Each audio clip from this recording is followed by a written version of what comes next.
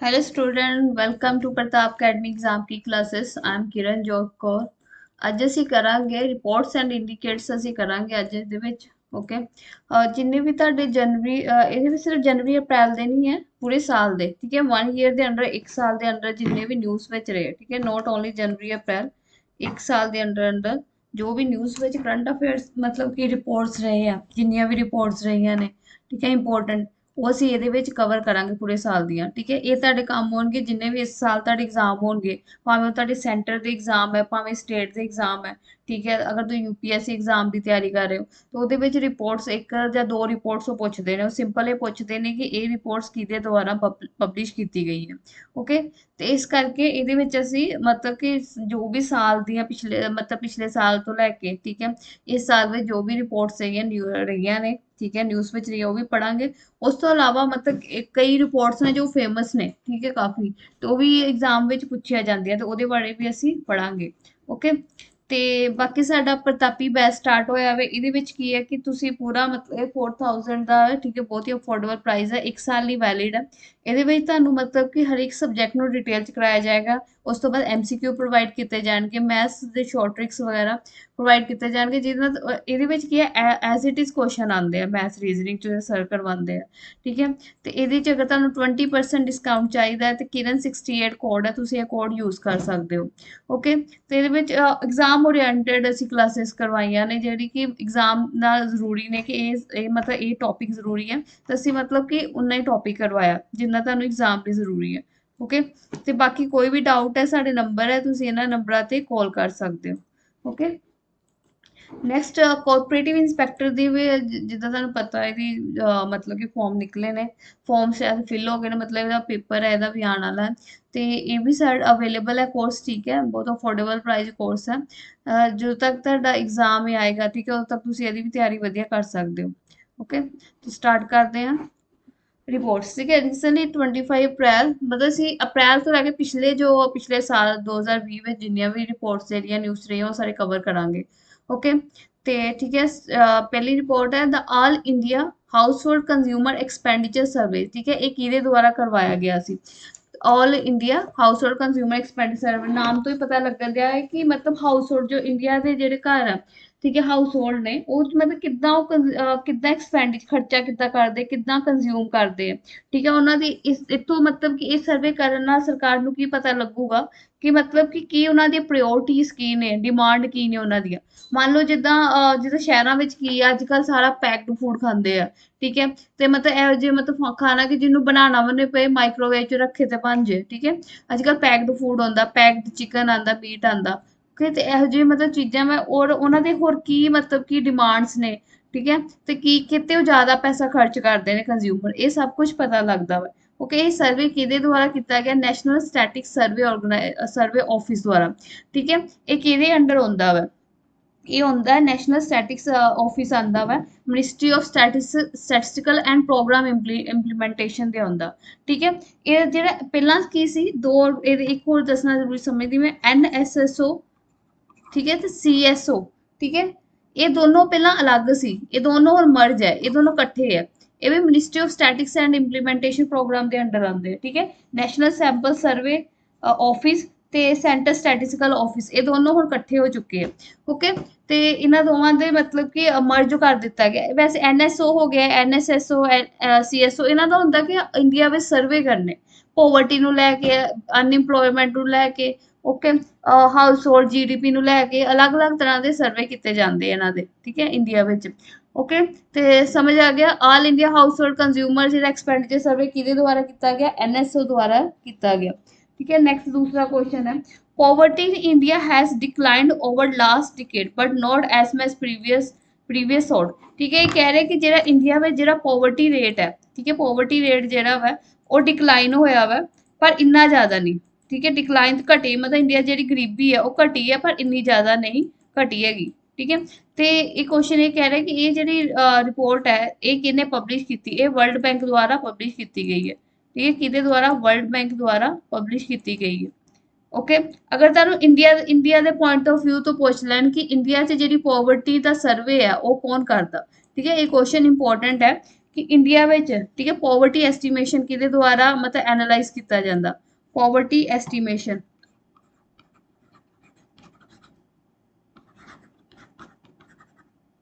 Poverty sorry लिखा दोबारा लिख देनी पॉवर्टी एस्टीमेशन ठीक है बैटर है जो मैं बोलती सी नाल नोट्स बना लिया करो ठीक है ਇਹਦੇ काफ़ी इन्फॉर्मेशन है जो मैं बोलती ਹਾਂ ਤੇ ਅਗਰ ਤੁਸੀਂ ਨਾਲ ਆਪਣੀ ਕਾਪੀ ਪੈਨ ਰੱਖੋਗੇ ਤੇ ਵਧੀਆ ਆਪਣੀ ਲੈਂਗੁਏਜ ਵਿੱਚ ਤੁਸੀਂ ਲਿਖ ਸਕਦੇ ਹੋ ਜੋ ਵੀ ਮੈਂ ਬੋਲਦੀ ਹਾਂ ਕਿਉਂਕਿ ਇਹ ਵੀ ਚੀਜ਼ਾਂ ਇੰਪੋਰਟੈਂਟ ਨੇ ਜੋ ਮੈਂ ਐਡੀਸ਼ਨਲ ਇਨਫੋਰਮੇਸ਼ਨ ਦੇ ਰਹੀ ਪੋਵਰਟੀ ਐਸਟੀਮੇਸ਼ਨ ਠੀਕ ਹੈ ਇਹ ਰਿਪੋਰਟ ਕਿਹਦੇ ਦੁਆਰਾ ਬਣਾਈ ਜਾਂਦੀ ਨੀਤੀ ਆਯੋਗ ਠੀਕ ਹੈ ਨੀਤੀ ਆਯੋਗ ਕੀ ਕਰਦੀ ਹੈ ਜਿਹੜਾ ਡੇਟਾ ਤਿਆਰ ਕੀਤਾ ਜਾਂਦਾ ਠੀਕ ਹੈ ਡੇਟਾ ਤਿਆਰ ਕੀਤਾ ਜਾਂਦਾ ਨੈਸ਼ਨਲ ਸਟੈਟਿਸਟਿਕਲ ਆਫਿਸ ਠੀਕ ਹੈ ਇਹੀ ਡੇਟਾ ਜਿਹੜਾ ਪ੍ਰੋਵਾਈਡ ਕਰਦੀ ਇਸੇ ਡਾਟਾ ਨੂੰ ਐਨਾਲਾਈਜ਼ ਕਰਦੀ ਹੈ ਨੀਤੀ ਆਯੋਗ ਠੀਕ ਹੈ ਤੇ ਨੀਤੀ ਇੰਡੀਆ ਵਿੱਚ ਪੋਵਰਟੀ ਐਸਟੀਮੇਸ਼ਨ ਕਿਸ ਦੁਆਰਾ ਕੀਤਾ ਜਾਂਦਾ ਨੀਤੀ ਆਯੋਗ ਦੁਆਰਾ ਨੀਤੀ ਆਯੋਗ ਬਾਰੇ ਮੈਂ ਤੁਹਾਨੂੰ ਪੜਾਇਆ ਸੀ ਇੱਕ ਥਿੰਕ ਟੈਂਕ ਹੈ ਔਰ ਇਹਦੀਆਂ ਜਿੰਨੀਆਂ ਵੀ ਰਿਪੋਰਟਸ ਜਿਹੜੀਆਂ ਨਿਊਜ਼ ਵਿੱਚ ਰਹੀਆਂ ਇਸ ਸਾਲ ਜਿਹੜੇ ਨਿਊਜ਼ ਵਿੱਚ ਰਹੀਆਂ ਜਾਂ ਪਿਛਲੇ ਸਾਲ ਜਿਹੜੇ ਨਿਊਜ਼ ਵਿੱਚ ਸੀ ਹੁਣ ਤੱਕ ਅਪ੍ਰੈਲ ਤੱਕ ਉਹੀ ਮੈਂ ਤੁਹਾਨੂੰ ਕਰਾਈਆਂ ਸੀ ਉਹ ਵੀ ਇੱਕ ਵਾਰੀ ਜ਼ਰੂਰ ਦੇਖ ਕੇ ਜਾਇਓ ਕਲਾਸ ਠੀਕ ਹੈ ਲਾਸਟ ਟਾਈਮ ਜੋ ਇਨਕਮ ਪੰਜਾਬ ਦੇ ਇਨਕਮ ਟੈਕਸ ਦਾ ਪੇਪਰ ਹੋਇਆ ਸੀ ਇੰਸਪੈਕਟਰ ਦਾ ਐਗਜ਼ਾਮ ਹੋਇਆ ਸੀ ਇਨਕਮ ਟੈਕਸ ਇੰਸਪੈਕਟਰ ਦਾ ਉਹਦੇ ਵਿੱਚ ਵੀ ਸਿੱਧਾ ਸਿੱਧਾ ਕੁਐਸਚਨ ਆਏ ਸੀ ਡਾਇਰੈਕਟ ਕੁਐਸਚਨ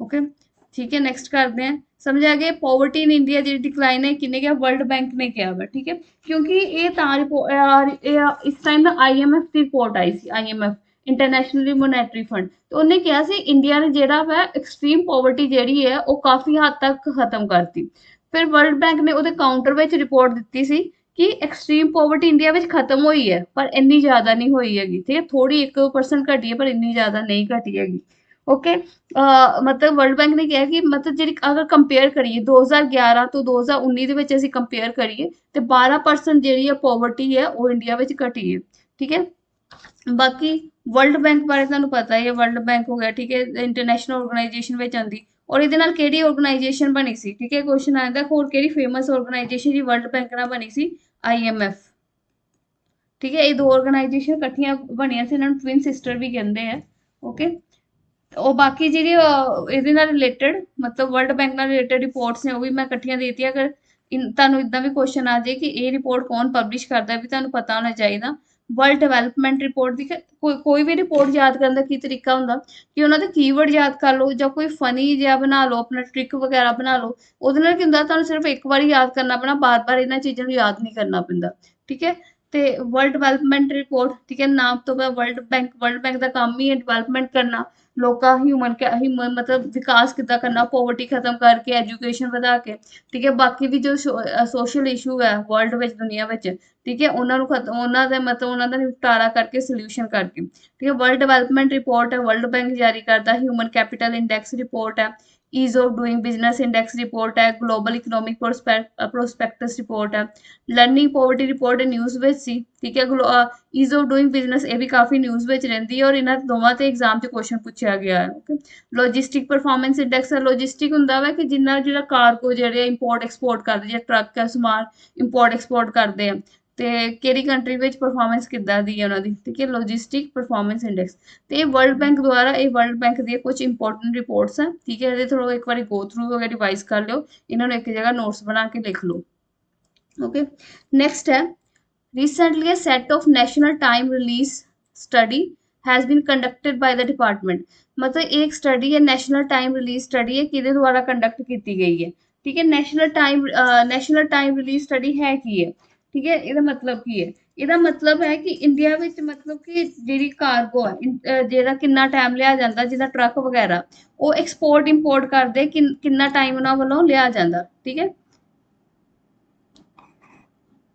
ਜਿਹੜੇ ਐਕਸਪੋਰਟ ਇੰਪੋਰਟ ਕਰਦੇ ਕਾਰਗੋ ਮਤਲਬ ਜਿਹੜੇ ਤੁਸੀਂ ਦੇਖੇ ਹੋਣੇ ਆ ਮੂਵੀਜ਼ ਵਿੱਚ ਦੇਖਣੇ ਵੱਡੇ ਵੱਡੇ ਟਰੱਕ ਹੁੰਦੇ ਆ ਜਿਹੜੇ ਸ਼ਿਪ ਵਗੈਰਾ ਜਹਾਜ਼ ਜਿਨ੍ਹਾਂ ਵਿੱਚ ਏਦਾਂ ਵੱਡੇ ਵੱਡੇ ਟਰਾਲੇ ਮਤਲਬ ਡੱਬੇ ਬਣੇ ਹੁੰਦੇ ਜਿਹਦੇ ਵਿੱਚ ਸਮਾਨ ਹੁੰਦਾ ਤੇ ਇਹ ਕਿਸੇ ਕੰਟਰੀ ਵਿੱਚ ਮਤਲਬ ਕਿ ਵੈਸੇ ਤਾਂ ਵਰਲਡ ਵੀ ਇਹਦੀ ਰਿਪੋਰਟ ਜਾਰੀ ਕਰਦਾ ਵਰਲਡ ਟ੍ਰੇਡ ਆਰਗੇਨਾਈਜੇਸ਼ਨ ਵੀ ਤੇ ਜਿੱਦਾਂ ਵਰਲਡ ਬੈਂਕ ਨੇ ਵੀ ਲੌਜਿਸਟਿਕ ਪਰਫਾਰਮੈਂਸ ਇੰਡੈਕਸ ਜਾਰੀ ਕੀਤਾ ਉਹਦੇ ਵਿੱਚ ਵੀ ਇਹੀ ਦੇਖਦਾ ਕਿ ਐਕਸਪੋਰਟ ਇੰਪੋਰਟ ਨੂੰ ਕਿੰਨਾ ਟਾਈਮ ਲੱਗਣ ਦਿਆ ਠੀਕ ਹੈ ਅਗਰ ਇੰਡੀਆ ਤੋਂ ਕੋਈ ਚੀਜ਼ ਬਾਹਰਲੀ ਕੰਟਰੀ ਮਲੇਸ਼ੀਆ ਇੰਡੋਨੇਸ਼ੀਆ ਠੀਕ ਹੈ ਚਾਈਨਾ ਜਾਪਾਨ ਪਾਕਿਸਤਾਨ ਜਾ ਰਹੀ ਹੈ ਤਾਂ ਉਹਨੂੰ ਉੱਥੇ ਕਲੀਅਰੈਂਸ ਕਰਨ ਲਈ ਕਿੰਨਾ ਟਾਈਮ ਲੱਗਣ ਦਿਆ ਠੀਕ ਹੈ ਉੱਥੇ ਮਤਲਬ ਉਹਨੂੰ ਉੱਥੇ ਐਕਸਪੋਰਟ ਕਰਕੇ ਆਪਣੀ ਚੀਜ਼ਾਂ ਮਤਲਬ ਉੱਥੇ ਪਹੁੰਚਾ ਕੇ ਵਾਪਸ ਮਤਲਬ ਕਲੀਅਰੈਂਸ ਨੂੰ ਕਿੰਨਾ ਟਾਈਮ ਲੱਗਦਾ ਠੀਕ ਹੈ ਅਗਰ ਇੰਡੀਆ ਵਿੱਚ ਵੀ ਕਾਰਗੋ ਆਉਂਦੇ ਆ ਠੀਕ ਹੈ ਕਾਰਗੋ ਜਿਹੜੇ ਮਤਲਬ ਵੱਡੇ ਵੱਡੇ ਟਰਾਲੇ ਜਿਹਨਾਂ 'ਚ ਸਮਾਨ ਆਉਂਦਾ, ਤੇ ਉਹ ਵੀ ਅਗਰ ਇੰਡੀਆ ਵਿੱਚ ਆਉਂਦੇ ਆ ਤੇ ਉਹਨਾਂ ਨੂੰ ਮਤਲਬ ਕਿੰਨਾ ਕਲੀਅਰੈਂਸ ਲਈ ਕਿੰਨਾ ਟਾਈਮ ਲੱਗਦਾ ਵਾ, ਕਿ ਇਹਦੇ ਬਾਰੇ ਹੈ set of national time release study. ਤੇ ਕਿਹਦੇ ਦੁਆਰਾ ਕੀਤੀ ਗਈ? Central board of income tax and custom.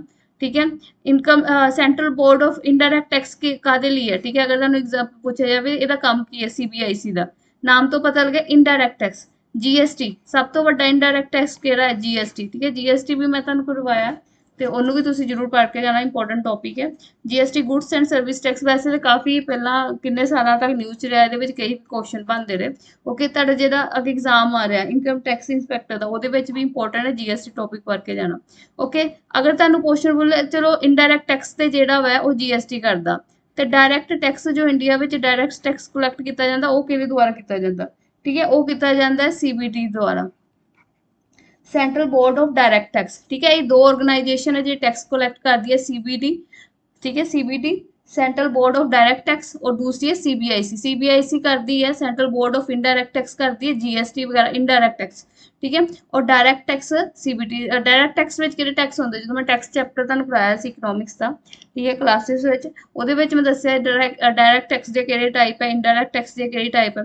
Direct tax ਵਿੱਚ ਕਿਹੜਾ ਹੁੰਦਾ? ਇਨਕਮ टैक्स हो गया, कॉरपोरेट टैक्स हो गया।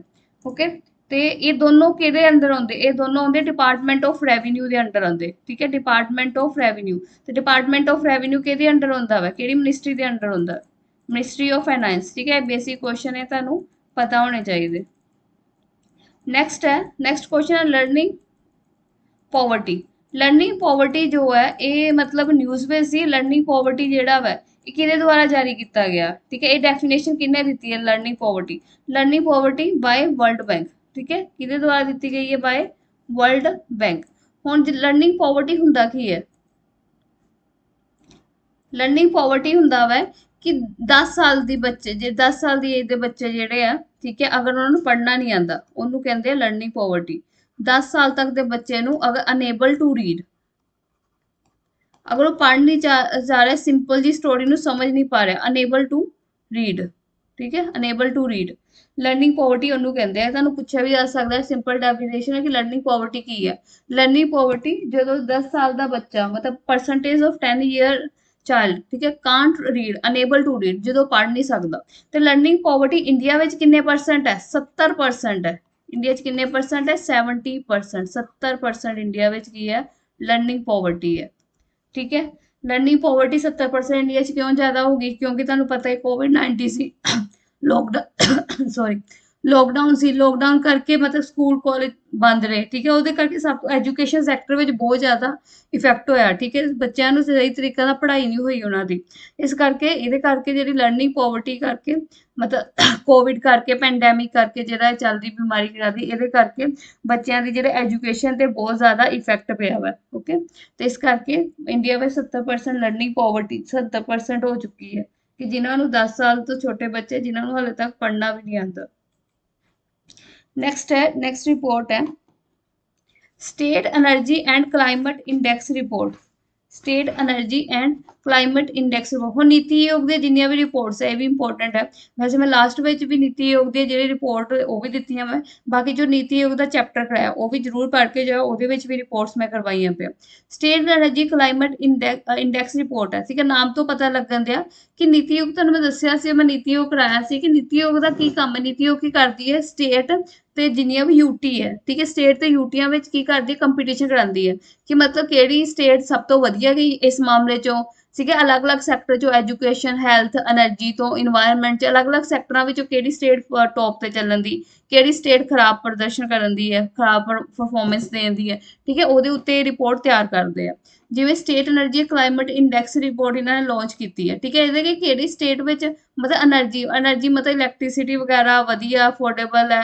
ਠੀਕ ਹੈ, ਵਧੀਆ ਚੱਲ ਰਹੀ ਹੈ। ਔਰ ਕਲਾਈਮੇਟ ਕਿਵੇਂ ਦਾ ਵਾ, ਮਤਲਬ ਕਲਾਈਮੇਟ ਨੂੰ ਬਚਾਉਣ ਲਈ ਕੀ ਉਹ ਮਤਲਬ ਕਿ ਪਾਲਿਸੀਆਂ ਜਾਰੀ ਕਰਦੇ, ਕੀ ਐਕਸ਼ਨ ਲੈਂਦੇ। ਕਲਾਈਮੇਟ ਮਤਲਬ ਕਲੀਨ ਐਨਰਜੀ, ਮਤਲਬ ਸਸਟੇਨੇਬਲ ਐਨਰਜੀ, ਮਤਲਬ ਪੌਦੇ ਵਗੈਰਾ ਲਾਉਂਦੇ ਆ, ਮਤਲਬ ਇਨਵਾਇਰਨਮੈਂਟ ਦਾ, ਮਤਲਬ ਐਗਰੀਕਲਚਰ ਨੂੰ ਲੈ ਲਓ, ਤੇ ਐਗਰੀਕਲਚਰ ਵਿੱਚ ਨਵੇਂ-ਨਵੇਂ ਮਤਲਬ ਪਲਾਨਸ ਲੈ ਕੇ ਆਉਂਦੇ ਤਾਂ ਕਿ ਐਗਰੀਕਲਚਰ ਜਿਹੜਾ ਪਾਣੀ ਖਤਮ ਹੋ ਰਿਹਾ ਉਹਨੂੰ ਬਚਾਇਆ ਜਾ ਸਕੇ, ਵਾਟਰ ਟੇਬਲ ਨੂੰ ਸਹੀ ਰੱਖਿਆ ਜਾ ਸਕੇ। ਠੀਕ ਹੈ, ਇਹਦੇ ਵਿੱਚੋਂ ਜਿਹਨੇ ਟੌਪ ਕੀਤਾ ਉਹ ਕਿਹੜੀ ਸਟੇਟਸ ਨੇ? ਗੁਜਰਾਤ, केरला, एंड पंजाब, ठीक है। हुण तुहाडा पंजाब दा एग्जाम है, इस करके याद रखियो पंजाब तीजे रैंक ते है, ठीक है। State energy and climate index which 3 top कीता गुजरात, केरला ते पंजाब ने। ते छोटियां स्टेटां वा उहदे विचों गोवा ने टॉप कीता, गोवा, त्रिपुरा ते मणिपुर। ते सब तो घटिया मतलब जिहदा घटिया परफॉर्मेंस दित्ती है जिन्हां ने, वो है छत्तीसगढ़, छत्तीसगढ़, मध्य प्रदेश ते झारखंड। छत्तीसगढ़, मध्य प्रदेश से झारखंड, ठीक है। तो state simple question, state energy climate index है किहदे द्वारा लॉन्च किया, नीति आयोग द्वारा। ते किहने टॉप किया है, गुजरात, केरला ते पंजाब ने, ठीक है। एक मैं अगर नीति आयोग की रिपोर्ट दस रही तो एक और रिपोर्ट है इहदे नाल इंपॉर्टेंट है, school education quality index, school education quality index, school education quality index. ये भी रिपोर्ट किहदे द्वारा जारी की जाती है, नीति आयोग द्वारा, ठीक है। ये भी रिपोर्ट किहदे द्वारा जारी की जाती है, नीति आयोग द्वारा जारी की जाती है, ठीक है। ਇਹਦੇ ਵਿੱਚ परफॉर्मेंस देखता है कि मतलब जिदा स्कूल एजुकेशन क्वालिटी ਕਿਹੜੇ ਸਕੂਲ ਦੀ ਐਜੂਕੇਸ਼ਨ ਵਧੀਆ ਵਾ, ਕੁਆਲਿਟੀ ਐਜੂਕੇਸ਼ਨ ਦੇ ਰਿਹਾ ਕਿਹੜਾ ਸਕੂਲ, ਠੀਕ ਹੈ। ਤੇ ਇਹ ਵੀ ਰਿਪੋर्ट अगर ਤੁਹਾਨੂੰ एग्जाम ਚ ਆ ਜਾਏ ਕਿ ਸਕੂਲ ਜਿਹੜੀ ਐਜੂਕੇਸ਼ਨ ਕੁਆਲਿਟੀ ਇੰਡੈਕਸ ਹੈ, ਰਿਪੋर्ट ਕਿਹਦੀ ਹੈ, ਠੀਕ ਹੈ। ਇਹ ਰਿਪੋर्ट ਹੈ ਨੀਤੀ ਆਯੋਗ ਦੀ, ਓਕੇ। ਇਹਦੇ ਵਿੱਚ ਕਿਹਨੇ ਟੌਪ ਕੀਤਾ, ਕੇਰਲਾ ਨੇ, ਠੀਕ ਹੈ। ਪੜ੍ਹਾਈ ਦੇ ਮਾਮਲੇ ਵਿੱਚ ਕੇਰਲਾ ਅੱਗੇ। और सब तो हाँ, और स्कूल क्वालिटी इंडेक्स विचों टॉप किहने कीता, केरला ने। और सब तो घटिया परफॉर्मेंस किहदी है, यूपी दी, ओके। नैक्सट है ग्लोबल रिस्क रिपोर्ट इंडेक्स, मतलब रिपोर्ट के अकॉर्डिंग, उदा नहीं मैं कहती, ग्लोबल रिस्क रिपोर्ट 2022, ठीक है। ये रिपोर्ट किहदे द्वारा जारी की, ग्लोबल वर्ल्ड इकनॉमिक फोरम, ठीक है, WEF द्वारा तैयार की गई वर्ल्ड इकनॉमिक फोरम। ਇਹਦੇ ਵਿੱਚ ਕਿਹਾ ਗਿਆ ਕਿ मतलब ग्लोबल ਨੂੰ ਇਹ ਹਰ ਸਾਲ ਰਿਪੋर्ट ਜਾਰੀ ਕਰਦੇ ਆ, ਠੀਕ ਹੈ।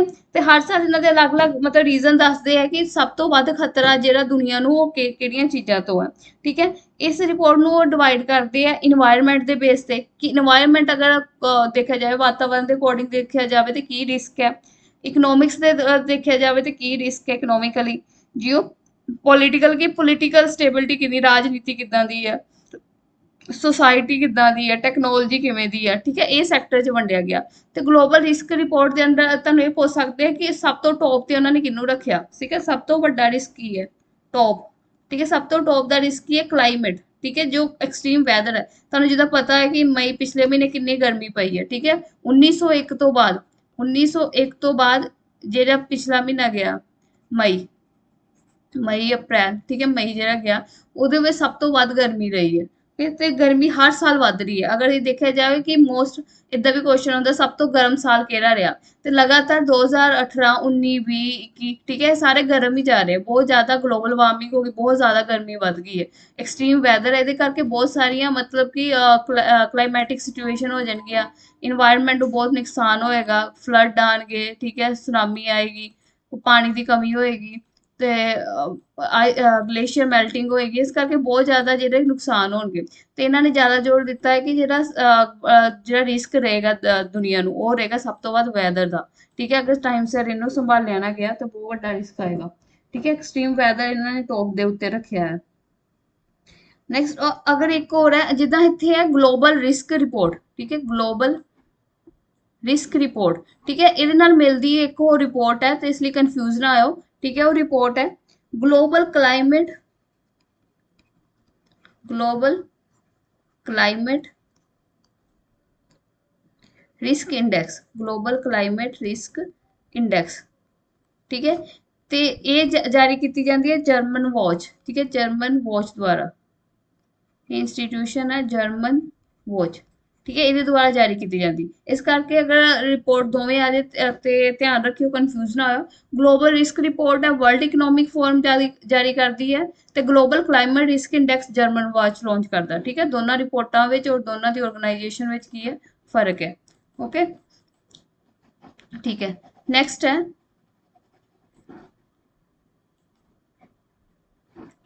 Next global economic prospectus report, ठीक है, वर्ल्ड बैंक द्वारा जारी की है, पहला भी पिछले दस चुकी है, ठीक है। ग्लोबल इकोनॉमिक प्रोस्पेक्टस की ये देखा जाता किसी भी जी देश की ग्रोथ कितना दी है, ठीक है। ये कहा गया कि इंडिया की जी मतलब कि 2021-22 जी ग्रोथ रहेगी 8% रहेगी, उस तो अगले साल 2022-23 7% रहेगी, फिर 23-24 6% रहेगी, ठीक है। मतलब घाटे में जा रही है कि इस साल जी इंडिया की ग्रोथ है 2021-22 8.3% रहेगी, ठीक है। 22-23 ਵਿੱਚ 2022 मतलब ਇਹ ਸਾਲ ਤੇ ਅਗਲੇ ਸਾਲ ਰਹੇਗੀ 7.5%। ਠੀਕ ਹੈ। ਉਸ ਤੋਂ ਅਗਲੇ ਸਾਲ 23-24 ਵਿੱਚ 6.5% ਰਹੇਗੀ, ਮਤਲਬ ਘਟੇਗੀ। ਹੁਣ 8% ਰਹੇਗੀ, ਫਿਰ 7% ਰਹੇਗੀ ਅਗਲੇ ਸਾਲ, ਫਿਰ ਉਹਨਾਂ ਦਾ ਅਗਲੇ ਸਾਲ ਰਹੇਗੀ 6.5%। ਠੀਕ ਹੈ। ਤੇ ਇੰਨਾ ਜ਼ਿਆਦਾ ਨਹੀਂ ਯਾਦ ਰੱਖਣਾ, ਬਸ ਇੰਨਾ ਯਾਦ ਰੱਖੋ ਗਲੋਬਲ ਇਕਨੋਮਿਕ ਪ੍ਰੋਸਪੈਕਟਸ ਰਿਪੋਰਟ ਕਿਹਦੇ ਦੁਆਰਾ ਜਾਰੀ ਕੀਤੀ ਜਾਂਦੀ ਹੈ, ਵਰਲਡ ਬੈਂਕ ਦੁਆਰਾ। ਠੀਕ ਹੈ। ਉਸ ਤੋਂ ਬਾਅਦ ਹੈ ਹੈਨਲੀ ਪਾਸਪੋਰਟ ਇੰਡੈਕਸ। ਠੀਕ ਹੈ। ਇਹ ਹੈਨਲੀ ਪਾਸਪੋਰਟ ਕਿ ਕਿਹੜੇ ਦੇਸ਼ ਦਾ ਪਾਸਪੋਰਟ ਜਿਹੜਾ ਸਭ ਤੋਂ ਪਾਵਰਫੁਲ ਹੈ, ਮਤਲਬ ਕਿਹੜੇ ਦੇਸ਼ ਦਾ ਤੁਸੀਂ ਪਾਸਪੋਰਟ ਲਓਗੇ ਤੇ ਤੁਹਾਨੂੰ ਮੈਕਸਿਮਮ ਕੰਟਰੀਆਂ ਦਾ ਵੀਜ਼ਾ ਮਿਲ ਜਾਏਗਾ। ਠੀਕ ਹੈ। ਮਤਲਬ ਵਿਦਾਊਟ ਵੀਜ਼ਾ, ਮਤਲਬ ਤੁਹਾਨੂੰ ਪਾਸਪੋਰਟ ਹੀ ਹੈ, ਤੁਸੀਂ ਮਤਲਬ ਇੱਕ ਕੰਟਰੀ ਤੋਂ ਦੂਸਰੀ ਕੰਟਰੀ, ਮਤਲਬ ਇੱਕ ਕੰਟਰੀ ਮੰਨ ਲਓ ਜਾਪਾਨ ਦਾ ਪਾਸਪੋਰਟ ਹੈ ਤੇ ਤੁਹਾਡੇ ਕੋਲ ਜਾਪਾਨ ਦਾ ਪਾਸਪੋਰਟ ਹੈ, ਤੁਸੀਂ ਦੂਸਰੀ ਕੰਟਰੀ 'ਚ ਈਜ਼ਲੀ ਜਾ ਸਕਦੇ ਹੋ, ਉੱਥੇ ਅਪਲਾਈ ਕਰ ਸਕਦੇ ਹੋ, ਉਹਦੇ ਤੁਹਾਨੂੰ ਵੀਜ਼ੇ ਦੀ ਲੋੜ ਨਹੀਂ ਹੈਗੀ। ਓਕੇ। ਤੇ ਹੈਨਲੀ ਪਾਸਪੋਰਟ ਇੰਡੈਕਸ ਜਿਹੜਾ ਜਾਰੀ ਕੀਤਾ ਜਾਂਦਾ ਇੰਟਰਨੈਸ਼ਨਲ 에ਅਰ ਟਰਾਂਸਪੋਰਟ ਐਸੋਸੀਏਸ਼ਨ ਦੁਆਰਾ ਜਾਰੀ ਕੀਤਾ ਜਾਂਦਾ। ਠੀਕ ਹੈ। ਇਹਦੇ ਅਕੋਰਡਿੰਗ ਮਤਲਬ ਕਿਹੜੇ ਦੇਸ਼ ਦਾ ਜਿਹੜਾ ਪਾਸਪੋਰਟ ਹੈ ਉਹ ਸਭ ਤੋਂ ਵੱਧ ਪਾਵਰਫੁਲ ਹੈ। ਠੀਕ ਹੈ। ਜਾਪਾਨ ਦਾ, ਜਾਪਾਨ, ਸਿੰਗਾਪੁਰ ਤੇ ਜਰਮਨੀ, ਜਰਮਨ। ਠੀਕ ਹੈ। ਇਹਨਾਂ ਦੇ ਜਿਹੜੇ ਪਾਸਪੋਰਟ ਹੈ ਉਹ ਸਭ ਤੋਂ ਵੱਧ ਪਾਵਰਫੁਲ ਹੈ। ਤੇ ਇੰਡੀਆ ਨੂੰ ਇਹਦੇ ਵਿੱਚ ਕਿੰਨਾ ਰੈਂਕ ਮਿਲਿਆ ਇੰਡੀਆ ਨੂੰ? ਠੀਕ ਹੈ। ਇੰਡੀਆ ਦਾ ਇਹਦੇ ਵਿੱਚ ਰੈਂਕ ਹੈ 83rd, 83। ਪਿਛਲੇ ਪਹਿਲਾਂ ਇੰਡੀਆ ਦਾ ਰੈਂਕ ਸੀ 90। ਇੰਡੀਆ ਨੇ ਮਤਲਬ ਇੰਪਰੂਵ ਕੀਤਾ ਇੰਡੀਆ ਦੇ ਪਾਸਪੋਰਟ। ਠੀਕ ਹੈ। ਹੁਣ 83 ਹੈ। ਠੀਕ ਹੈ।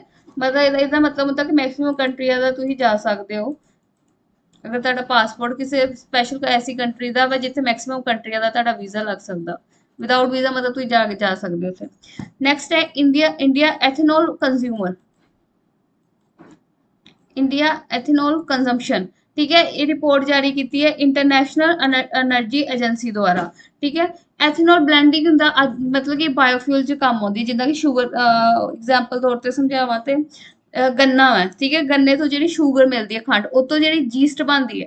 ਠੀਕ ਹੈ। ਉਹਨੂੰ ਯੂਜ਼ ਕੀਤਾ ਜਾਂਦਾ ਬਾਇਓਫਿਊਲ ਲਈ। ਠੀਕ ਹੈ। ਕਾਹਦੇ ਲਈ ਯੂਜ਼ ਕੀਤਾ ਜਾਂਦਾ ਉਹਨੂੰ? ਬਾਇਓਫਿਊਲ ਲਈ। ਠੀਕ ਹੈ। ਤੇ ਬਾਇਓਫਿਲ ਕਾਹਦੇ ਲਈ ਯੂਜ਼ ਹੁੰਦਾ? ਟਰਾਂਸਪੋਰਟੇਸ਼ਨ ਵਿੱਚ ਯੂਜ਼ ਹੁੰਦਾ। ਠੀਕ ਹੈ। ਤੇ ਸਰਕਾਰ ਦਾ ਕਹਿਣਾ ਹੈ ਕਿ ਮਤਲਬ ਪੈਟਰੋਲ ਦੇ ਵਿੱਚ ਕਿ ਪੈਟਰੋਲ 'ਚ ਮਿਕਸ ਕੀਤਾ ਜਾਂਦਾ, ਪੈਟਰੋਲ 'ਚ ਮਿਕਸ ਕੀਤਾ ਜਾਂਦਾ ਇਥੇਨੋਲ। ਠੀਕ ਹੈ। ਉਹਨੂੰ ਕਹਿੰਦੇ ਇਥੇਨੋਲ ਬਲੈਂਡਿੰਗ। ਉਹਦੇ ਨਾਲ ਕੀ ਹੈ, ਇੱਕ ਤੇ ਮਤਲਬ ਕਿ ਇਹ ਹੈ ਕਿ ਸਰਕਾਰ ਦਾ ਇੱਥੋਂ ਤੱਕ ਕਹਿਣਾ ਵਾ ਕਿ ਅਸੀਂ ਜਿਹੜਾ ਗੰਨੇ ਦੇ ਛਿਲਕੇ ਆ ਉਹ ਵੀ ਅਸੀਂ ਉਹਦਾ ਵੀ ਬਾਇਓਫਿਲ ਬਣਾਵਾਂਗੇ। ਇਹਦੇ ਨਾਲ ਕਿਸਾਨਾਂ ਨੂੰ ਵੀ ਫਾਇਦਾ ਹੋਊਗਾ, ਉਹਨਾਂ ਨੂੰ ਇਨਕਮ ਮਿਲੇਗੀ। ਠੀਕ ਹੈ। ਇਨਕਮ ਮਤਲਬ ਉਹਨਾਂ ਨੂੰ ਸੁੱਟਣੇ ਪੈਂਦੇ ਉਹ ਨਹੀਂ ਕਰਨਾ ਪਏਗਾ, ਇੱਕ ਇਨਕਮ ਬਣੇਗੀ, ਇੱਕ ਸਰਕਾਰ ਲਈ ਵਧੀਆ, ਸਰਕਾਰ ਨੂੰ ਬਾਇਓਫਿਲ ਮਿਲੇਗਾ ਟਰਾਂਸਪੋਰਟੇਸ਼ਨ ਲਈ। ਪੈਟਰੋਲ ਵਿੱਚ ਜਦੋਂ ਇਹਦਾ ਮਿਕਸ ਕਰਨਗੇ ਤੇ ਜਿਹੜਾ ਇਕੱਲੇ ਤੇਲ ਦਾ ਖਰਚਾ ਜਿਹੜਾ ਅਸੀਂ ਬਾਹਰੋਂ ਮੰਗਾਉਂਦੇ ਇੰਪੋਰਟ ਕਰਾਉਂਦੇ ਇੰਡੀਆ ਵਿੱਚ, ਉਹਦਾ ਖਰਚਾ ਬਚੇਗਾ। ਠੀਕ ਹੈ। ਤੇ ਇੰਡੀਆ ਜਿਹੜਾ ਕਰਜ਼ਾ ਦਿੰਦਾ, ਇੰਟਰਸਟ ਦਿੰਦੇ ਆ ਪੈਟਰੋਲ ਖਰੀਦਣ ਤੇ, ਉਹ ਵੀ ਘਟੇਗਾ। ਠੀਕ ਹੈ। ਉਹਦੇ ਨਾਲ ਇੰਡੀਆ ਨੂੰ ਵੀ ਫਾਇਦਾ ਹੋਏਗਾ। ਔਰ ਦੂਸਰਾ ਇਨਵਾਇਰਨਮੈਂਟ ਫਰੈਂਡਲੀ ਵੀ ਹੈ। ਓਕੇ। ਕਿਉਂਕਿ ਨੈਚੁਰਲ ਚੀਜ਼ਾਂ ਯੂਜ਼ ਕਰਾਂਗੇ ਇਹਦੇ ਵਿੱਚ। ਤੇ ਇੰਡੀਆ ਦਾ ਟਾਰਗੇਟ ਹੈ ਕਿ 20% ਮਤਲਬ ਇਥੇਨੋਲ ਬਲੈਂਡਿੰਗ ਕਰਨੀ ਹੈ ਪੈਟਰੋਲ ਵਿੱਚ। ਕਦੋਂ ਤੱਕ ਟਾਰਗੇਟ ਹੈ? 2025 ਤੱਕ। 2025 ਤੱਕ ਜਿਹੜਾ ਵਾ 20% ਵਧਾ ਦੇਣਾ ਪੈਟਰੋਲ ਵਿੱਚ ਇਥੇਨੋਲ ਬਲੈਂਡਿੰਗ ਨੂੰ। ਠੀਕ ਹੈ। ਸਮਝ ਆ ਗਿਆ? ਇੰਟਰਨੈਸ਼ਨਲ ਕਿਹਦੇ ਦੁਆਰਾ ਰਿਪੋਰਟ ਜਾਰੀ ਕੀਤੀ? International energy agency. ਇਹਦੇ ਦੁਆਰਾ ਕਿਹਾ ਗਿਆ ਕਿ ਇੰਡੀਆ ਨੇ 3rd ਲਾਰਜੈਸਟ ਬਣ ਜਾਣਾ। ਅਗਰ ਇੰਡੀਆ ਜਿਸ ਹਿਸਾਬ ਨਾਲ ਇੱਥੇ ਕੰਮ ਕਰ ਰਿਹਾ, ਇੰਡੀਆ 3rd ਲਾਰਜੈਸਟ ਕੰਟਰੀ ਬਣ ਜਾਏਗਾ ਜਿਹਨੇ ਇਥੇਨੋਲ ਕੰਜ਼ੰਪਸ਼ਨ ਕਰਨੀ। ਇਸ ਟਾਈਮ ਚਾਈਨਾ ਨੇ ਜਗ੍ਹਾ ਲਈ ਹੈ। ਓਕੇ। ਤੇ ਬਾਕੀ ਇੰਟਰਨੈਸ਼ਨਲ એનર્ਜੀ ਏਜੰਸੀ ਬਾਰੇ ਪੜ੍ਹ ਲੈਂਦੇ। ਇੰਟਰਨੈਸ਼ਨਲ એનર્ਜੀ ਏਜੰਸੀ ਬਣੀ ਸੀ 1973 ਵਿੱਚ ਬਣੀ ਸੀ ਇਹ। ਠੀਕ ਹੈ। ਇਹਦਾ ਹੈੱਡਕੁਆਟਰ ਕਿੱਥੇ? ਪੈਰਿਸ ਵਿੱਚ। ਇਹਦਾ ਹੈੱਡਕੁਆਟਰ ਕਿੱਥੇ ਹੈ? ਪੈਰਿਸ। ਪੈਰਿਸ ਕਿੱਥੇ ਹੈ? ਫਰਾਂਸ ਵਿੱਚ। ਠੀਕ ਹੈ। ਇਹ ਇੰਟਰ ਗਵਰਨਮੈਂਟ ਆਟੋਨੋਮਸ ਆਰਗੇਨਾਈਜੇਸ਼ਨ ਹੈ। ਇਹ એનર્ਜੀ ਤੇ ਕੰਮ ਕਰਦੀ ਹੈ। ਠੀਕ ਹੈ। એનર્ਜੀ ਤੇ ਇਹਦੇ ਇਸ ਕਰਕੇ ਇਹ ਇੰਪੋਰਟੈਂਟ ਆਰਗੇਨਾਈਜੇਸ਼ਨ ਕਿਉਂਕਿ ਨਿਊਜ਼ ਵਿੱਚ ਸੀ। ਇੰਟਰਨੈਸ਼ਨਲ એનર્ਜੀ ਏਜੰਸੀ ਨਿਊਜ਼ ਵਿੱਚ ਸੀ, ਇਸ ਕਰਕੇ ਇਹਦੇ ਬਾਰੇ ਜਾਣਨਾ ਜ਼ਰੂਰੀ ਹੈ। ਇੰਡੀਆ ਦਾ ਮੈਂਬਰ ਨਹੀਂ ਹੈ, ਬਟ ਇਹ ਨਿਊਜ਼ ਵਿੱਚ ਹੈ ਕਿ ਇੰਡੀਆ ਨੂੰ ਇਹਨੇ ਇਨਵਾਈਟ ਕੀਤਾ ਵਾ ਫੁੱਲ ਟਾਈਮ ਮੈਂਬਰ ਲਈ। ਠੀਕ ਹੈ। ਇੰਡੀਆ ਹਾਲੇ ਤੱਕ ਇਹਦਾ ਮੈਂਬਰ ਨਹੀਂ ਹੈ। ਇੰਡੀਆ ਇਹਦਾ ਹਾਲੇ ਤੱਕ ਕੀ ਹੈ? ਮੈਂਬਰ ਨਹੀਂ ਹੈ, ਬਟ ਇੰਡੀਆ ਨੂੰ ਇਨਵਾਈਟ ਕੀਤਾ। ਠੀਕ ਹੈ। ਫੁੱਲ ਟਾਈਮ ਮੈਂਬਰ ਲਈ। ਓਕੇ। ਤੇ ਇਹ ਪੁਆਇੰਟ ਜ਼ਰੂਰ ਯਾਦ ਰੱਖਣਾ, ਤੁਹਾਨੂੰ ਪੇਪਰ ਜਿੱਦਾਂ ਪੁੱਛ ਸਕਦੇ ਆ ਕਿ ਕੀ ਇੰਡੀਆ ਮੈਂਬਰ ਹੈ ਇੰਟਰਨੈਸ਼ਨਲ એનર્ਜੀ ਏਜੰਸੀ ਦਾ? ਤੇ ਨਹੀਂ, ਇੰਡੀਆ ਦਾ ਮੈਂਬਰ ਨਹੀਂ ਹੈ, ਪਰ ਇੰਡੀਆ ਨੂੰ ਇਨਵਾਈਟ ਕੀਤਾ ਗਿਆ ਫੁੱਲ ਟਾਈਮ ਮੈਂਬਰ ਲਈ। ਠੀਕ ਹੈ। ਇਹਦਾ ਕੰਮ ਕੀ ਹੈ? એનર્ਜੀ ਨਾਲ ਰਿਲੇਟਡ ਮਤਲਬ ਜੋ ਵੀ ਇਨਵੈਂਸ਼ਨ ਹੁੰਦੇ, ਰਿਪੋਰਟਸ ਹੁੰਦੇ, ਉਹਨਾਂ ਤਿਆਰ ਕਰਨਾ। ਨੈਕਸਟ ਹੈ ਨੀਤੀ ਆਯੋਗ। ਠੀਕ ਹੈ। ਨੀਤੀ ਆਯੋਗ ਦੀਆਂ ਮੈਂ ਰਿਪੋਰਟਸ ਸਾਰੀਆਂ ਇਕੱਠੀਆਂ ਕਰਤੀਆਂ। ਬਾਕੀ ਤੁਸੀਂ ਨੀਤੀ ਆਯੋਗ ਜਿਹੜਾ ਮੈਂ ਕਲਾਸ ਕਰਾਈ ਸੀ, ਠੀਕ ਹੈ, YouTube ਤੇ ਕਲਾਸ ਅਵੇਲੇਬਲ ਹੈ, ਉਹ ਕਲਾਸ ਤੁਸੀਂ ਜ਼ਰੂਰ ਕਰਕੇ ਜਾਣਾ। ਔਰ ਜਿਹੜੇ ਜਿਨ੍ਹਾਂ ਨੇ ਕਲਾਸਿਸ ਕੋਰਸ ਲਈ ਹੈ, ਉਹ ਨੀਤੀ ਆਯੋਗ ਦੇ ਜਿਹੜੇ ਦੋਨੋਂ ਕਲਾਸਿਸ ਨੇ, ठीक है, वो जरूर करके जाओ क्योंकि दोनों क्लासेस नीति योग ਦੀਆਂ ਇੰਪੋਰਟੈਂਟ ਨੇ। ਉਹਦੇ ਵਿੱਚ ਮੈਂ ਨੀਤੀ ਯੋਗ ਨੂੰ ਡਿਟੇਲ ਸਮਝਾਇਆ ਵਾ, ਇੰਡੈਕਸ ਦੱਸਿਆ, ਰਿਪੋਰਟਸ ਦੱਸਿਆ, ਸਕੀਮ ਦੱਸੇ। ਜਿਨ੍ਹਾਂ ਦੇ ਤੇ ਐਗਜ਼ਾਮ ਹੈ ਉਹ ਜਿਹੜੇ YouTube ਤੇ ਨੀਤੀ ਯੋਗ ਹੈ ਉਹਨੂੰ ਪੜ੍ਹ ਕੇ ਜਾਇਓ, ਉਹਦੀ ਰਿਪੋਰਟ ਜੋ ਮੈਂ ਲਿਖਿਆ ਗਿਆ ਉਹਨਾਂ ਨੂੰ ਜ਼ਰੂਰ ਇੱਕ ਵਾਰੀ ਲਿਖ ਲਿਓ ਤੇ ਇਹ ਵੀ ਜਿਹੜੇ ਰਿਪੋਰਟ ਹੈ ਇਹ ਵੀ ਨੋਟ ਡਾਊਨ ਕਰ ਲਿਓ। ਠੀਕ ਹੈ, ਇਹ ਇੰਡੀਆ ਇਨੋਵੇਸ਼ਨ ਇੰਡੈਕਸ, ਠੀਕ ਹੈ, ਇੰਡੀਆ ਇਨੋਵੇਸ਼ਨ ਇੰਡੈਕਸ ਨੀਤੀ ਆਯੋਗ ਲਾਂਚ ਕਰਦਾ। ਇਹਦੇ ਵਿੱਚ ਕੀ ਕਰਦੇ ਆ ਕਿ ਇੰਡੀਆ ਵਿੱਚ ਜਦੋਂ ਕੋਈ ਨਵਾਂ ਇਨਵੈਂਸ਼ਨ ਡਿਸਕਵਰੀ ਤਾਂ ਕਿ ਇਹ ਉਹ ਕਰਦਾ ਮਤਲਬ ਪ੍ਰਮੋਟ ਕਰਦਾ ਹੈ ਕਿ ਇੰਡੀਆ ਵਿੱਚ ਵਧੀਆ ਇਨਵੈਂਸ਼ਨ ਹੋਣ, ਠੀਕ ਹੈ, ਵਧੀਆ ਡਿਸਕਵਰੀਆਂ ਹੋਣ, ਠੀਕ ਹੈ, ਨਵੀਂ ਨਵੀਂ ਚੀਜ਼ਾਂ ਦੀ। ਤੇ ਇੰਡੀਆ ਇਨੋਵੇਸ਼ਨ ਇੰਡੈਕਸ ਨੂੰ ਪ੍ਰਮੋਟ ਕਰਦਾ ਹੈ। ਠੀਕ ਹੈ, ਰਿਪੋਰਟ ਨੀਤੀ ਆਯੋਗ ਜਾਰੀ ਕਰਦਾ। ਜਿਓ ਸਪੈਟੀਕਲ એનર્ਜੀ ਮੈਪ ਆਫ ਇੰਡੀਆ, ਮਤਲਬ ਇੰਡੀਆ ਦਾ ਜਿਹੜਾ ਮੈਪ ਹੈ ਇਹਦੇ ਵਿੱਚ ਇਸਰੋ ਦੇ ਨਾਲ ਮਿਲ ਕੇ ਨਾ ਇੰਡੀਆ ਤੇ ਕਿਹੜੀ ਕਿਹੜੀ ਜਗ੍ਹਾ ਤੇ ਕੀ ਹੈ, ਲੈਂਡ ਹੈ, ਕਿੱਥੇ ਪਹਾੜ ਨੇ, ਕਿੱਥੇ ਨਦੀਆਂ ਵਹਿੰਦੀਆਂ, ਇੰਡੀਆ ਦੇ ਫੋਰੈਸਟ ਕਿਵੇਂ ਆ, ਉਹ ਸਾਰੇ ਦਾ ਮਤਲਬ ਕੀ ਹੈ ਮੈਪ ਤਿਆਰ ਕਰਦਾ ਸੈਟੇਲਾਈਟ ਦੇ ਰਾਹੀਂ। ਕਿਹਦੇ ਰਾਹੀਂ? ਸੈਟੇਲਾਈਟ ਦੇ ਰਾਹੀਂ। ਤੇ ਇਹਦੇ ਵਿੱਚ ਕੌਣ ਹੈਲਪ ਕਰਦਾ? ਇਸਰੋ। ਠੀਕ ਹੈ, ਇਸਰੋ ਸਾਡੀ ਜਿਹੜੀ ਹੈ ਸਪੇਸ ਆਰਗੇਨਾਈਜੇਸ਼ਨ ਹੈ। ਅੱਗੇ national multi dimensional poverty index, ਜਿੱਦਾਂ ਮੈਂ ਕਿਹਾ ਕਿ ਪਾਵਰਟੀ ਐਸਟੀਮੇਸ਼ਨ ਨੀਤੀ ਆਯੋਗ ਦੁਆਰਾ ਕੀਤਾ ਜਾਂਦਾ। ਮਲਟੀ ਡਾਇਮੈਂਸ਼ਨਲ ਦੇ ਵਿੱਚ ਦੇਖਿਆ ਕੀ ਕੀ ਕਾਰਨ ਹੈ ਪਾਵਰਟੀ ਦੇ। ਠੀਕ ਹੈ, ਪਾਵਰਟੀ 'ਚ ਸਿਰਫ ਇਹ ਨਹੀਂ ਹੈ ਕਿ ਜਿਨ੍ਹਾਂ ਨੂੰ ਬੇਸਿਕ ਐਜੂਕੇਸ਼ਨ ਨਹੀਂ ਮਿਲਦੀ, ਮਤਲਬ ਜਿਨ੍ਹਾਂ ਨੂੰ ਬੇਸਿਕ ਨੀਡਸ ਨਹੀਂ ਪੂਰੀਆਂ ਹੁੰਦੀਆਂ, ਜਿਵੇਂ ਰੋਟੀ ਕੱਪੜਾ ਮਕਾਨ ਨਹੀਂ ਮਿਲਦਾ, ਸਿਰਫ ਉਹਨਾਂ ਨੂੰ ਪਾਵਰਟੀ 'ਚ ਨਹੀਂ ਗਿਣਿਆ ਜਾਏਗਾ ਗਰੀਬੀ ਵਿੱਚ। ਜਿਨ੍ਹਾਂ ਨੂੰ ਐਜੂਕੇਸ਼ਨ ਵੀ ਨਹੀਂ ਮਿਲਦੀ, ਮਤਲਬ ਜਿਹੜੇ ਮਤਲਬ ਜਿਨ੍ਹਾਂ ਨੂੰ ਹਾਈਜੀਨਿਕ ਜਗ੍ਹਾ ਵੀ ਨਹੀਂ ਮਿਲਦੀ, ਜਿੱਦਾਂ ਬਸਤੀਆਂ ਵਿੱਚ ਰਹਿੰਦੇ ਆ ਉੱਥੇ ਬਹੁਤ ਕੂੜਾ ਕਰਕਟ ਗੰਦੀ ਜਗ੍ਹਾ ਤੇ ਰਹਿੰਦੇ, ਤੇ ਉਹ ਵੀ ਇੱਕ ਪਾਵਰਟੀ ਹੈ ਕਿ ਗਰੀਬੀ ਹੈ ਕਿ ਉਹ ਸਾਫ਼ ਸੁਥਰੀ ਜਗ੍ਹਾ ਨਹੀਂ ਰਹਿ ਪਾਉਂਦੇ। ਠੀਕ ਹੈ, ਤੇ ਗਰੀਬੀ ਦਾ ਜਿਹੜਾ ਉਹਨਾਂ ਨੇ ਸਕੇਲ ਹੈ ਉਹ ਲਾਰਜ ਕਰਤਾ ਕਿ ਪਹਿਲਾਂ ਇਹ ਨਹੀਂ ਸੀ ਕਿ ਜਿਹਨੂੰ ਰੋਟੀ ਕੱਪੜਾ ਨਹੀਂ ਮਿਲਦਾ, ਠੀਕ ਹੈ, ਉਹ ਗਰੀਬ ਹੈ, ਮਤਲਬ ਪਰ ਜਿਨ੍ਹਾਂ ਨੂੰ ਐਜੂਕੇਸ਼ਨ ਨਹੀਂ ਮਿਲਦੀ, ਬੇਸਿਕ ਉਹਨਾਂ ਦੀਆਂ ਜ਼ਰੂਰਤਾਂ ਨਹੀਂ ਪੂਰੀਆਂ ਹੁੰਦੀਆਂ, ਠੀਕ ਹੈ, ਉਹਨਾਂ ਨੂੰ ਵੀ ਗਰੀਬੀ 'ਚ ਗਿਣਿਆ ਜਾਏਗਾ। ਨੈਕਸਟ ਹੈ ਸਟੇਟ ਹੈਲਥ ਇੰਡੈਕਸ। ਠੀਕ ਹੈ, ਇਹ ਵੀ ਨੀਤੀ ਆਯੋਗ ਦੁਆਰਾ ਜਾਰੀ ਕੀਤਾ ਜਾਂਦਾ। ਐਕਸਪੋਰਟ ਪ੍ਰਪੇਅਰਡਨੈਸ ਇੰਡੈਕਸ, ਐਕਸਪੋਰਟ ਨੂੰ ਬੜਾਵਾ ਦੇਣ ਲਈ ਰਿਪੋਰਟ ਜਾਰੀ ਕੀਤੀ ਜਾਂਦੀ। ਠੀਕ ਹੈ, ਤੇ ਇਹ ਨੀਤੀ ਆਯੋਗ ਦੀ ਰਿਪੋਰਟ ਹੈ, ਬਾਕੀ ਸਾਰੀਆਂ ਤਾਂ ਉਸ ਕਲਾਸ ਵਿੱਚ ਅਵੇਲੇਬਲ ਹੈ, ਉਹਨਾਂ ਨੂੰ ਜ਼ਰੂਰ ਕਰਕੇ ਜਾਓ। ਨੈਕਸਟ ਦਾ studies title managing forest fire ਇਨ ਚੇਂਜਿੰਗ ਕਲਾਈਮੇਟ। ਠੀਕ ਹੈ, ਇਹ ਰਿਪੋਰਟ ਕਿਹਦੇ ਦੁਆਰਾ ਜਾਰੀ ਕੀਤੀ ਜਾਂਦੀ? Council on energy environment and water. ਠੀਕ ਹੈ, ਮੈਨੇਜਿੰਗ ਫੋਰੈਸਟ ਫਾਇਰਸ ਮਤਲਬ ਇਹਦੇ ਵਿੱਚ ਇਹ ਰਿਪੋਰਟ ਨਾਮ ਤੋਂ ਹੀ ਪਤਾ ਲੱਗਣ ਦਿਆ ਕਿ ਜਿਹੜੇ ਇੰਡੀਆ ਵਿੱਚ ਮਤਲਬ ਵਰਲਡ ਵਿੱਚ ਜਿਹੜੇ ਫੋਰੈਸਟ ਫਾਇਰ ਹੁੰਦੇ ਆ ਬਹੁਤ ਜ਼ਿਆਦਾ। ਫੋਰੈਸਟ ਫਾਇਰ ਕਿ ਜੰਗਲਾਂ ਨੂੰ ਜਿਹੜੀ ਅੱਗ ਲੱਗਦੀ ਹੈ, ਠੀਕ ਹੈ, ਉਹਦੇ ਉੱਤੇ ਇਹ ਰਿਪੋਰਟ ਹੈ ਜਿਹੜੀ ਜਾਰੀ ਕੀਤੀ ਜਾਂਦੀ ਹੈ। ਔਰ ਦੂਜਾ ਕਿ ਜ਼ਿਆਦਾ ਜ਼ਰੂਰੀ, ਚਲੋ ਇਹ ਤਾਂ ਗਲੋਬਲੀ ਉਹਨਾਂ ਨੇ ਕਿਹਾ। ਠੀਕ ਹੈ, ਅਗਰ ਇੰਡੀਆ ਵਿੱਚ ਦੇਖਿਆ ਗਿਆ ਤੇ ਫੋਰੈਸਟ ਸਰਵੇ ਹੋਇਆ ਸੀ ਇੰਡੀਆ 'ਚ, ਜਿਹੜਾ ਫੋਰੈਸਟ ਸਰਵੇ ਹੋਇਆ ਸੀ ਉਹਦੇ ਵਿੱਚ ਕਿਹਾ ਗਿਆ ਸੀ ਕਿ ਫੋਰੈਸਟ ਸਰਵੇ, ਠੀਕ ਹੈ, ਫੋਰੈਸਟ ਸਰਵੇ ਬਾਰੇ ਵੀ ਅਸੀਂ ਕਰਾਂਗੇ। ਫੋਰੈਸਟ ਸਰਵੇ ਜਿਹੜਾ ਸਭ ਤੋਂ ਵੱਧ ਇੰਡੀਆ ਵਿੱਚ ਮਾਰਚ 30 ਮਾਰਚ ਤੱਕ, ਠੀਕ ਹੈ, ਇਸ ਮਹੀਨੇ ਦੀ 30 ਮਾਰਚ ਤੱਕ ਇੰਡੀਆ ਵਿੱਚ ਕਿੰਨੇ ਫੋਰੈਸਟ ਫਾਇਰ ਹੋਏ? 381 ਜੰਗਲਾਂ ਨੂੰ ਅੱਗ ਲੱਗੀ ਹੈ। ਫੋਰੈਸਟ ਫਾਇਰ 381 ਜੰਗਲਾਂ ਨੂੰ ਅੱਗ ਲੱਗੀ ਹੈ। ਠੀਕ ਹੈ, ਜਿਹਦੇ ਵਿੱਚ ਸਭ ਤੋਂ ਵੱਧ ਅੱਗ ਲੱਗੀ ਹੈ ਐਮਪੀ ਦੇ ਜੰਗਲਾਂ ਨੂੰ 133। ਓਕੇ, ਤੇ ਉਦਾਂ ਅਗਰ ਦੇਖਿਆ ਜਾਵੇ ਕਿ ਭਾਰਤ ਵਿੱਚ ਕਿਹੜੇ ਮਤਲਬ ਸਟੇਟਸ ਨੇ ਜਿੱਥੇ ਜੰਗਲਾਂ ਨੂੰ ਜਿਹੜੀ ਅੱਗ ਜ਼ਿਆਦਾ ਲੱਗਦੀ ਹੈ? ਠੀਕ ਹੈ, ਆਂਧਰਾ ਪ੍ਰਦੇਸ਼ ਹੋ ਗਿਆ, ਅਸਾਮ, ਛੱਤੀਸਗੜ੍ਹ, ਉੜੀਸਾ, ਮਹਾਰਾਸ਼ਟਰ, ਠੀਕ ਹੈ, ਮਿਜ਼ੋਰਮ ਵੀ ਹੋ ਗਿਆ। ਇਹਨਾਂ ਵਿੱਚ ਸਭ ਤੋਂ ਵੱਧ ਫੋਰੈਸਟ ਫਾਇਰ ਹੁੰਦੇ ਆ। ਠੀਕ ਹੈ, ਹੁਣ ਜਿੱਦਾਂ ਤੁਹਾਨੂੰ ਪਤਾ ਗਰਮੀ ਬਹੁਤ ਜ਼ਿਆਦਾ ਪੈਂਦੀ, ਉਹਦੇ ਨਾਲ ਵੀ ਜੰਗਲ ਵਿੱਚ ਕੀ ਹੈ ਅੱਗ ਲੱਗਦੀ ਰਹਿੰਦੀ ਹੈ। ਓਕੇ, ਤੇ ਇਹਦੇ ਵਿੱਚ ਇਹ ਰਿਪੋਰਟ ਜਿਹੜੀ ਹੈ, ਠੀਕ ਹੈ, ਮੈਨੇਜਿੰਗ ਫੋਰੈਸਟ ਫਾਇਰ, ਇਹਦੇ ਵਿੱਚ ਦੱਸਦੇ ਆ ਕਿ ਕਿੰਨੀ ਇੰਟੈਂਸਿਟੀ ਹੈ। ਇੰਟੈਂਸਿਟੀ ਮਤਲਬ ਕਿ ਅਗਰ ਫੋਰੈਸਟ ਫਾਇਰ ਹੁੰਦੇ ਆ ਕਿ ਜੰਗਲ 'ਚ ਅੱਗ ਲੱਗਦੇ, ਉਹਨਾਂ ਕੀ ਕੀ ਨੁਕਸਾਨ ਹੈ, ਬਾਇਓਡਾਇਵਰਸਿਟੀ ਨੂੰ ਕੀ ਨੁਕਸਾਨ ਹੈ, ਜਾਨਵਰ ਪੰਛੀ ਉੱਥੇ ਹੁੰਦੇ ਆ ਉਹਨਾਂ ਦੇ ਕੀ ਇਫੈਕਟ ਪੈਂਦਾ। ਠੀਕ ਹੈ, ਕਿ ਇੱਕ ਦੂਜਾ ਵੀ ਫੋਰੈਸਟ ਫਾਇਰ ਵਧੀਆ ਵੀ ਹੁੰਦੇ ਕਿਉਂਕਿ ਫੋਰੈਸਟ ਫਾਇਰ ਹੋਣ ਨਾਲ ਮਤਲਬ ਕੀ ਹੁੰਦਾ ਕਿ ਜਿਹੜੇ ਇਨਵੇਜ਼ਨ ਸਪੀਸੀਸ ਹੈ, ਇਨਵੇਜ਼ਨ ਸਪੀਸੀਸ ਹੁੰਦੀਆਂ ਨੇ, ਤੁਸੀਂ ਇਨਵਾਇਰਨਮੈਂਟ 'ਚ ਪੜ੍ਹਿਆ ਹੋਣਾ ਕਿ ਜਿਹੜੇ ਬਾਹਰੋਂ ਜਿਹੜੇ ਆ ਜਾਂਦੀਆਂ ਪੇੜ ਪੌਦੇ ਲੱਗ ਜਾਂਦੇ ਉੱਥੇ। ਠੀਕ ਹੈ, ਜਿਹੜੇ ਅਨਵਾਂਟਡ ਹੁੰਦੇ ਆ ਉਹ ਕੀ ਕਰਦੇ? ਦੂਸਰੀਆਂ ਜੋ ਜਿਹੜੇ ਪੇੜ ਪੌਦੇ ਉਹਨਾਂ ਨੂੰ ਖਰਾਬ ਕਰ ਦਿੰਦੇ ਆ। ਠੀਕ ਹੈ, ਜ਼ਹਿਰੀਲੇ ਹੁੰਦੇ ਆ ਉਹ ਕਾਫੀ, ਤੇ ਮਤਲਬ ਉੱਦਾਂ ਵੀ ਉਹਨਾਂ ਦੀ ਜਗ੍ਹਾ ਲੈ ਲੈਂਦੇ ਆ, ਤੇ ਉਸ ਕਰਕੇ ਉਹ ਖਤਮ ਹੋ ਜਾਂਦੇ ਅਗਰ ਫੋਰੈਸਟ ਫਾਇਰ ਹੁੰਦਾ ਤੇ ਨਵੀਂ ਮਤਲਬ ਦੁਬਾਰਾ ਮਤਲਬ ਨਵੇਂ ਸਿਰੇ ਤੋਂ ਉੱਥੋਂ ਪੇੜ ਪੌਦੇ ਲੱਗਦੇ ਆ। ਠੀਕ ਹੈ, ਵਧੀਆ ਵੀ ਹੈ ਬਟ ਇਹਦੇ ਨੁਕਸਾਨ ਵੀ ਹੈ ਅਗਰ ਜ਼ਿਆਦਾ ਫੋਰੈਸਟ ਫਾਇਰ ਹੁੰਦੇ ਆ।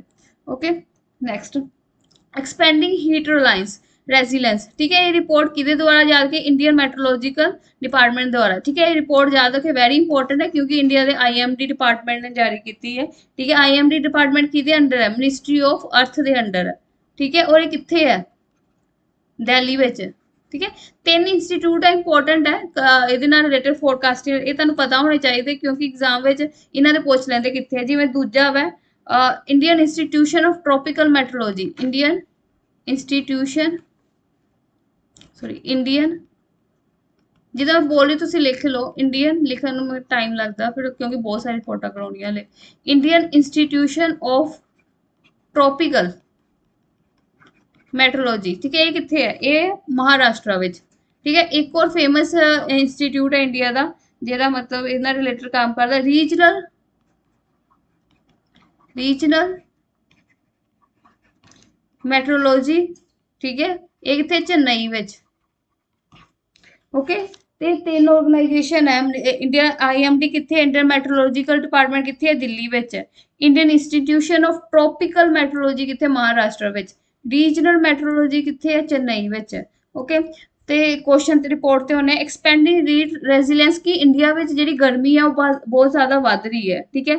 मतलब कि मार्च दे महीने, ठीक है, एग्जाम च क्वेश्चन आऊगा किहड़े महीने में सब तो वध जिहड़ी गर्मी पई है इस साल, मार्च ਦੇ ਮਹੀਨੇ ਵਿੱਚ ਜਿੰਨੀ ਗਰਮੀ ਪਈ ਹੈ, ਠੀਕ ਹੈ, 1901 ਤੋਂ ਬਾਅਦ, 1901 ਤੋਂ ਬਾਅਦ ਮਤਲਬ 2020 21 ਸਾਲਾਂ ਬਾਅਦ ਮਾਰਚ ਵਿੱਚ ਇੰਨੀ ਜ਼ਿਆਦਾ ਗਰਮੀ ਪਈ, ਇੰਨੇ ਸਾਲਾਂ ਬਾਅਦ, ਠੀਕ ਹੈ, ਸਾਲ ਤੋਂ ਉੱਪਰ ਕਿੰਨਾ ਟਾਈਮ ਹੋ ਗਿਆ, 1901 ਤੋਂ ਬਾਅਦ 2022 ਵਿੱਚ ਮਾਰਚ ਦੇ ਮਹੀਨੇ ਵਿੱਚ ਬਹੁਤ ਜ਼ਿਆਦਾ ਗਰਮੀ ਪਈ ਹੈ, ਠੀਕ ਹੈ, ਜਿਹੜਾ ਟੈਂਪਰੇਚਰ ਹੈ ਉਹ 40 ਡਿਗਰੀ ਤੋਂ ਵੀ ਉੱਪਰ ਚਲ ਗਿਆ। ਔਰ ਈਵਨ ਜਿਹੜੇ ਕੇਰਲਾ ਤੇ ਹਿਮਾਚਲ ਪ੍ਰਦੇਸ਼ ਦੇ ਏਰੀਆ ਨੇ, ਕੇਰਲਾ ਤੇ ਹਿਮਾਚਲ ਪ੍ਰਦੇਸ਼ ਦੇ ਏਰੀਆ ਜਿੱਥੇ ਕਦੀ ਵੀ ਹੀਟ ਵੇਵਸ ਨਹੀਂ ਚੱਲੀਆਂ, ਹੀਟ ਵੇਵ की गर्म हवावां नहीं ਚੱਲੀਆਂ, ठीक है, ਈਵਨ ਇੱਥੇ ਵੀ ਗਰਮ ਹਵਾਵਾਂ ਚੱਲੀਆਂ। ਓਕੇ, ਮਾਰਚ ਦਾ ਮਹੀਨਾ ਬਹੁਤ ਜ਼ਿਆਦਾ ਗਰਮ ਰਿਹਾ, ਇਹ ਰਿਪੋਰਟ ਇਸ ਰਿਪੋਰਟ ਵਿੱਚ ਇਹਨਾਂ ਨੇ ਕਿਹਾ ਵਾ। ਓਕੇ, ਤੇ ਜਿਸ ਹਿਸਾਬ ਨਾਲ ਪਤਾ ਹੀ ਤੁਹਾਨੂੰ ਗਰਮੀ ਪੈ ਰਹੀ ਹੈ ਤੇ ਉਸ ਹਿਸਾਬ ਮਤਲਬ ਪਿਛਲੇ ਇੰਨੇ ਸਾਲਾਂ ਵਿੱਚ ਗਰਮੀ ਪਈ ਜਿੰਨੀ ਮਤਲਬ ਵੱਧਦੀ ਜਾ ਰਹੀ ਹੈ ਦਿਨੋਂ ਦਿਨ ਗਰਮੀ। ओके, नेक्स्ट है क्यूएस, ठीक है, इत्थे तक ਅਸੀਂ क्वेश्चन ਕਰਦੇ ਹਾਂ, ठीक है, ਇਹ ਕਰ ਲੈਂਦੇ ਹਾਂ, ਉਸ ਤੋਂ ਬਾਅਦ ਅਸੀਂ ਬਾਕੀ ਨੈਕਸਟ ਲੈਕਚਰ ਚ ਕਰਾਂਗੇ। तो QS world university ranking 2022 by subject has been release by, ठीक है, क्यूएस वर्ल्ड यूनिवर्सिटी रैंकिंग ਇਹ यूनिवर्सिटी रैंकिंग ਕਰਦਾ ਵਾ, ठीक है, ਕਿਹੜੀ यूनिवर्सिटी टॉप ਤੇ ਹੈ ਦੁਨੀਆ ਤੇ, ਕਿਹੜੀ ਸੈਕਿੰਡ ਹੈ, ਇੰਡੀਆ ਤੇ ਕਿੰਨੀਆਂ ਯੂਨੀਵਰਸਿਟੀਆਂ ਨੇ ਟੌਪ ਕੀਤਾ ਵੀ ਹੈ ਜਾਂ ਨਹੀਂ, ਠੀਕ ਹੈ। ਇਹ ਰਿਪੋਰਟ ਜਾਰੀ ਕੀਤਾ ਜਾਂਦਾ ਜਿਸ ਦਾ ਨਾਮ ਹੈ ਕਿਊਐਸ ਵਰਲਡ, ਉਦਾਂ ਹੀ ਤੁਹਾਨੂੰ ਈਜ਼ੀ ਹੋ ਜਾਏ, ਇਹ global higher education think tank ਹੈ ਜਿਵੇਂ ਨੀਤੀ ਆਯੋਗ ਹੈ, क्यूएस, ठीक है, क्वाक्रेली सीमेंट्स, ठीक है, क्वाक्रेली सीमेंट्स द्वारा रिपोर्ट जारी की जाती है, ਇਹਦੇ ਦੁਆਰਾ ਜਿਹੜੀ यूनिवर्सिटी ने टॉप किया, ठीक है, ਜਿਹੜੀ यूनिवर्सिटी ने टॉप किया है, ठीक है, मास्चेस्ट, ठीक है, मास्चेस्ट इंस्टीट्यूशन ऑफ टेक्नोलॉजी ने टॉप किया, कितने है, यूएसए विच है, ठीक है। सैकेंड जो यूनिवर्सिटी ने टॉप किया ऑक्सफोर्ड ने किया, ठीक है, ये ऑक्सफोर्ड कितने है, यूके विच, ठीक है। थर्ड फोर्थ ते जिन्हें थर्ड ते जिन्हें टॉप किया, थर्ड ते दो कंट्रियां ने टॉप किया, सॉरी यूनिवर्सिटियां ने टॉप किया, स्टैनफोर्ड ते कैम्ब्रिज, स्टैनफोर्ड, ठीक है, स्टैनफोर्ड कितने है, यूएसए विच, ते कैम्ब्रिज कितने है, यूके विच। ओके, समझ आया, टॉप जी यूनिवर्सिटी रही है, ठीक है, 2022 6 अप्रैल ਨੂੰ ਜਿਹੜਾ ਇਹਨਾਂ ਦੀ ਰਿਪੋर्ट आई ਉਹਦੇ ਅਕੋਰਡਿੰਗ ਜਿਹੜੀ टॉप यूनिवर्सिटी रही है वो है मैसाचुसेट्स इंस्टीट्यूशन ऑफ टेक्नोलॉजी, ठीक है, मैसाचुसेट्स ਜਿਹੜੀ है वो टॉप ਤੇ रही है और 10 ਸਾਲਾਂ ਤੋਂ टॉप ਤੇ है, ठीक है, ये यूनिवर्सिटी ਜਿਹੜੀ है 10 ਸਾਲਾਂ ਤੋਂ टॉप ਤੇ है। ओके, और सैकेंड ਤੇ ਰਹੀ है ऑक्सफोर्ड ਜਿਹੜੀ ਕਿੱਥੇ ਹੈ, ਇੰਗਲੈਂਡ ਵਿੱਚ ਹੈ, और थर्ड ਤੇ ਰਹੀ है स्टैनफोर्ड ਤੇ कैम्ब्रिज रही है। अगर ਅਸੀਂ इंडिया का देखा जाए तो इंडिया की जी है यूनिवर्सिटियां में IIT बॉम्बे उन्हें 177 रैंक लिया हुआ है, IIT दिल्ली ने 185 रैंक लिया हुआ है, और इंडियन इंस्टीट्यूशन ऑफ जी साइंस है बेंगलोर उन्हें 186 रैंक लिया। मतलब इंडिया अगर तुम क्वेश्चन पूछे कि इंडिया की कोई यूनिवर्सिटी जी टॉप 100 है, अगर क्वेश्चन आए टॉप 100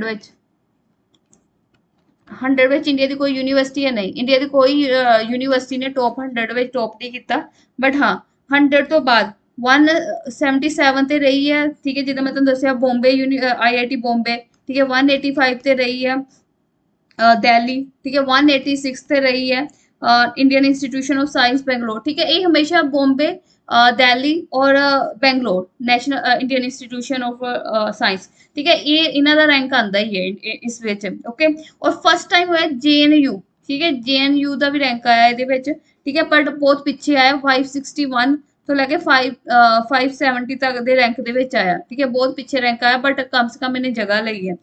तो कह सकते हैं कि जो टॉप 1000 लिस्ट विच जी टॉप 100 नहीं कह रही मैं, टॉप 1000, अगर 1000 की लिस्ट में देखा जाए तो इंडिया की 22 यूनिवर्सिटियां ने जगह ली है, ठीक है, इंडियन इंस्टीट्यूशन ने जगह ली है। ओके, तो इन्ना ही याद करना कि यूनिवर्सिटियां बारे। ਠੀਕ ਹੈ ਸਟੂਡੈਂਟ, ਅਸੀਂ ਬਾਕੀ ਕਰਾਂਗੇ ਅਗਰ ਕਰਵਾਉਣ ਤਾਂ ਮੈਂ ਸਾਰੇ ਕਰਵਾ ਦਾਂਗੀ ਇੱਕੋ ਵਾਰੀ, ਬਟ ਤੁਹਾਨੂੰ ਇੰਨੇ ਯਾਦ ਨਹੀਂ ਰਹਿਣੇ। ਬੈਟਰ ਹੈ ਤੁਸੀਂ ਇੱਕ ਕਲਾਸ ਦੇਖੋ, ਠੀਕ ਹੈ, ਤੇ ਇਹਨੂੰ ਨਾਲ ਨਾਲ ਹੀ ਰਿਵਾਈਜ਼ ਕਰ ਲਓ ਕਿ ਜੋ ਵੀ ਮੈਂ ਇਹਦੇ ਵਿੱਚ ਕਰਵਾਇਆ, ਤਾਂ ਕਿ ਤੁਹਾਨੂੰ ਦੁਬਾਰਾ ਇਹ ਪੜ੍ਹਨਾ ਨਾ ਪਏ, ਔਰ ਐਗਜ਼ਾਮ 'ਚ ਅਗਰ 1 ਲਾਈਨ ਇੱਦਾਂ ਦਾ ਕੁਐਸਚਨ ਹੁੰਦਾ ਤੁਹਾਡਾ ਗਲਤ ਨਹੀਂ ਹੋਣਾ ਚਾਹੀਦਾ। ਓਕੇ, ਬਾਕੀ ਅਸੀਂ ਕਰਾਂਗੇ ਨੈਕਸਟ ਕਲਾਸ ਵਿੱਚ ਰਿਪੋਰਟਸ ਕਰਾਂਗੇ, ਸ਼ਾਰਟ ਸ਼ਾਰਟ ਮਤਲਬ ਕਲਾਸਿਸ ਬਣਾਵਾਂਗੇ ਇੱਥੇ, ਤਾਂ ਕਿ ਤੁਹਾਡੀ ਨਾਲ ਨਾਲ ਰਿਵੀਜ਼ਨ ਹੋ ਜਾਏ। ਠੀਕ ਹੈ, ਥੈਂਕ ਯੂ ਸੋ ਮਚ, ਆਪਣੀ ਰਿਵੀਜ਼ਨ ਕਰੋ, ਵਧੀਆ ਤਿਆਰੀ ਕਰੋ।